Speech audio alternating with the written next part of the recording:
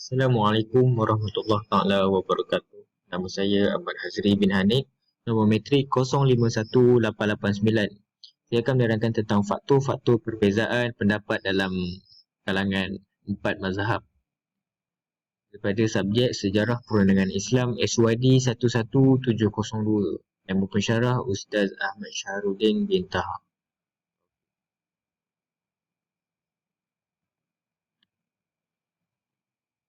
Bagi pendahuluan, perbezaan pendapat dalam perkara cabang fiqh banyak berlaku di kalangan para ulama Islam empat mazhab dalam membincangkan dan membahaskan isu-isu baru yang melanda umat Islam atau membincangkan perkara-perkara yang berada di dalam atau di luar ruang lingkup yang boleh dilakukan ijtihad.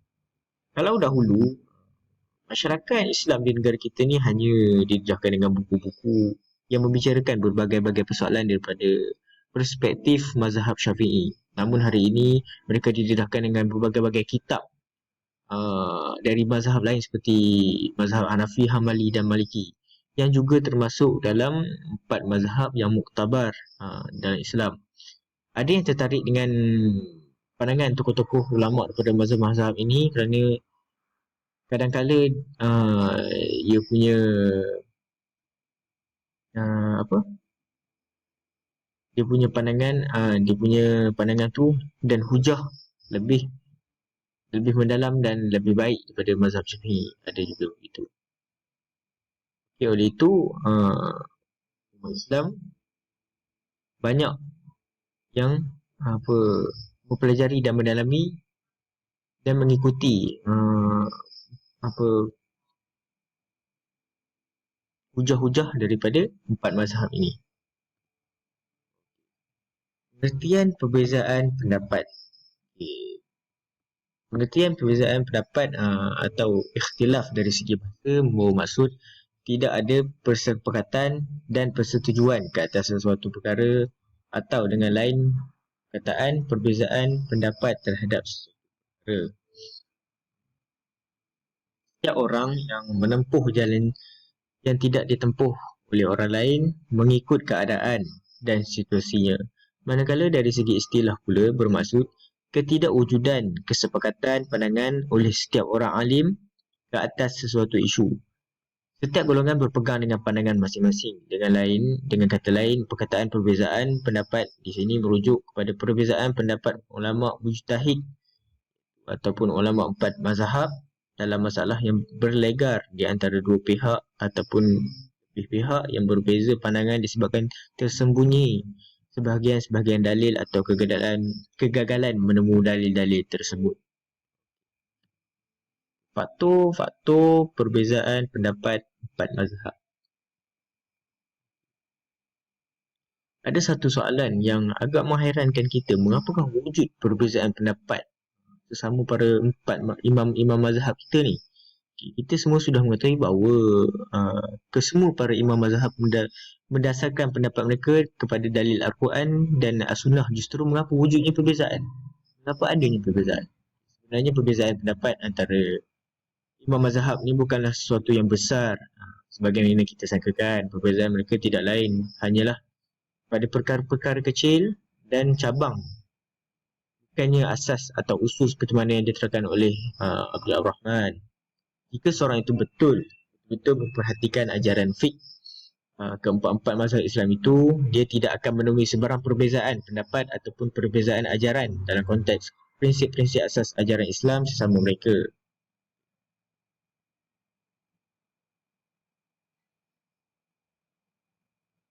Faktor sejarah dalam zaman para imam mazhab tidak terdapat suasana yang memudahkan mereka untuk memperoleh hadis-hadis atau duduk bersama membicarakan sesuatu hal agama, sebab mereka ni jauh-jauh duduk di benua, antara benua macam tu. Para imam mazhab ni terpaksa berhijrah ke sana dan ke sini di seluruh dunia Islam untuk mencari hadis-hadis Rasulullah sallallahu alaihi wasallam. Suasana ini ada hubung kaitnya dengan hukum dan yang dikeluarkan oleh orang imam mazhab itu, di mana setiap daripada mereka akan mengeluarkan pendapat berdasarkan hadis-hadis yang sempat mereka terima sahaja. Sebab dulu tiada ulama-ulama yang membukukan semua hadis-hadis Rasulullah sallallahu alaihi wasallam. Sekarang kita ada hadis 40, Imam Nawawi semua, itu memudahkan kita.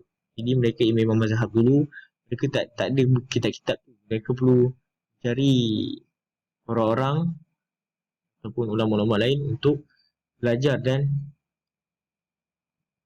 mengambil hadis.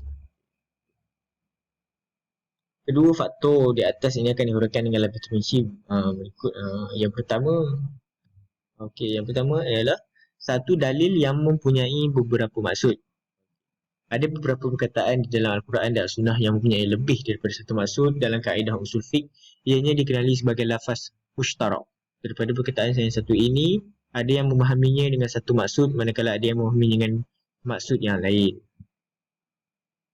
Contoh yang paling banyak dibicarakan ialah perkataan quru' dalam ayat surah Al-Baqarah, ayat surah kedua ayat 228 yang bermaksud, dan isteri-isteri yang diceraikan itu hendaklah menunggu dan menahan diri mereka dari berkahwin selama 3 kali suci. Quru' mempunyai dua erti, iaitu haid atau suci, dan juga tempoh haid atau tempoh bersih dari haid. Dalam mengeluarkan hukum dari ayat di atas, para ulama, para imam mazhab berbeza dalam memahaminya. Imam Maliki dan Imam Syafi'i berpendapat bahawa perkataan quru' mewakili tempoh bersih dari haid, manakala Imam Abu Hanifah berpendapat ianya mewakili tempoh seseorang itu berada dalam haid. Imam Ahmad dalam pendapatnya yang pertama mengatakan quru' itu adalah masa suci. Kemudian dalam pendapat yang kedua mengatakan ia adalah masa dalam keadaan haid. Dalam contoh ini kita dapat perhatikan bahawa walaupun merujuk kepada satu dalil yang sama, para imam mazhab ni mempunyai tafsiran hukum yang berbeza. Ini adalah kerana sifat Allah Azza wa Jalla yang ada kalanya mempunyai makna yang lebih dari satu. Faktor yang kedua adalah satu dalil yang maksud hakiki, yang mempunyai maksud hakiki atau kiasan. Kadang-kala suatu perkataan itu boleh juga mempunyai dua makna, satu makna yang sebenar dan satu makna yang tersembunyi atau kias. Dalam kaedah usul fiqh ni digelar sebagai lafaz hakiki atau lafaz majazi. Contoh yang selalu dibicarakan ialah hukum batal dan tidak wuduk apabila bersentuh antara lelaki dan perempuan. Perbicaraan ini merujuk pada firman Allah Subhanahu Wa Taala surah An-Nisa surah keempat ayat 43 dan surah Maidah surah kelima dan ayat ke-6 yang bermaksud, atau kamu telah menyentuh perempuan kemudian kamu tidak mendapat air. Perkataan lamasa boleh difahami secara hakiki, iaitu bersentuhan, dan boleh juga difahami sebagai majazi, iaitu bersetubuh antara lelaki dan perempuan. Hikmah di sebalik penggunaan lafaz kiasan dalam ayat ini kerana Allah Subhanahu Wa Taala enggan menggunakan perkataan yang secara terus terang, perkataan yang mewakili suatu perbuatan yang mengurangkan kesopanan dan kemuliaan bahasa Al-Quran. Perkataan bersetubuh adalah kurang sopan untuk digunakan dalam Al-Quran, maka Allah menggunakan perkataan bersentuhan sebagai alternatif lain. Abu Hanifah dan Syafi'i berpendapat wuduk seorang itu batal apabila bersentuhan antara berlainan jantina berdasarkan ayat di atas. Imam Malik dan Imam Ahmad berpendapat wuduk seorang yang bersentuhan kulit antara berlainan jantina hanya akan menjadi batal apabila timbulnya perasaan syahwat. Nampak situ, syahwat batal. Kalau pegang biasa tak ada. Jika tidak ada syahwat maka tidaklah batal wuduk. Sini kita juga melihat walaupun berdasarkan pada dalil yang sama, para mazhab ini mentafsir dengan cara yang berbeza sesuai dengan keluasan ilmu masing-masing. Setiap mereka mempunyai hujah dan setiap mereka mempunyai kebenarannya. Yang ketiga adalah satu dalil yang tidak pasti maksudnya. Ada segelintir kalimah Arab itu yang bersifat tidak pasti maksudnya. Contohnya adalah ayat berkenaan wuduk surah Al-Ma'idah surah kelima ayat ke-6.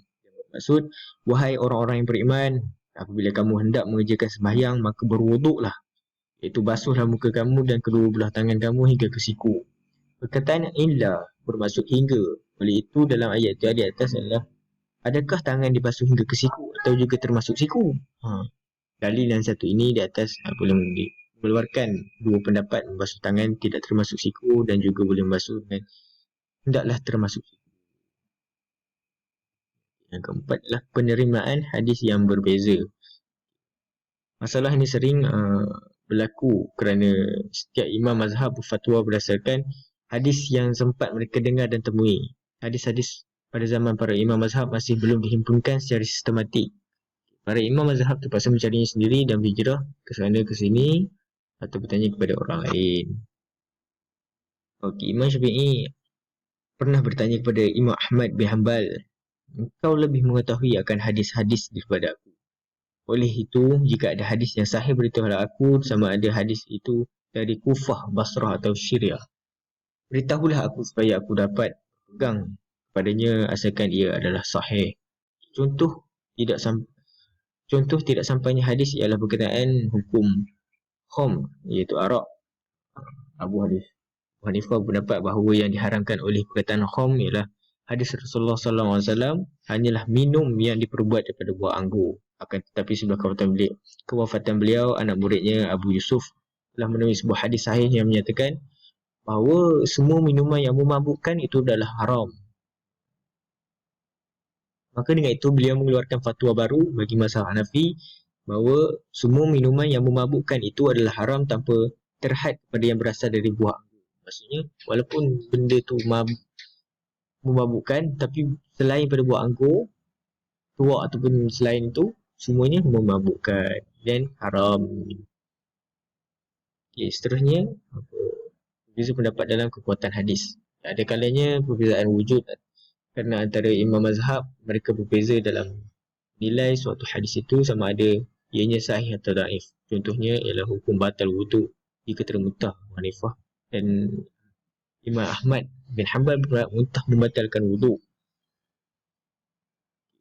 Bagaimana Imam Malik dan Imam Syafi'i berpendapat riwayat di atas tidak sahih, iaitu mereka bersyariat muntah sebagai sesuatu yang membatalkan wudu. Demikian mereka faktor yang menyebabkan perbezaan pendapat antara para imam mazhab. Itu saja faktor mengapakah empat mazhab ini ada kalanya mempunyai perbezaan pendapat. Sebenarnya dalam dunia moden hari ini, segala perkara yang berlaku pada orang ramai, mereka ingin tahu sebab dan alasannya dan tidak menerima bulat-bulat saja. Manusia sekarang ni pemikiran mereka lebih luas dan sifat ingin tahu itu lebih tinggi. Jadi mereka menyelidik setiap mazhab untuk menerima lebih banyak ilmu sampai kepada orang lain. Itu adalah satu perkara yang bagus, tapi perlu ditapis mengikut ditapis untuk mengelakkan daripada salah faham dalam empat mazhab ini. Saja daripada saya, wallahu alam. Assalamualaikum.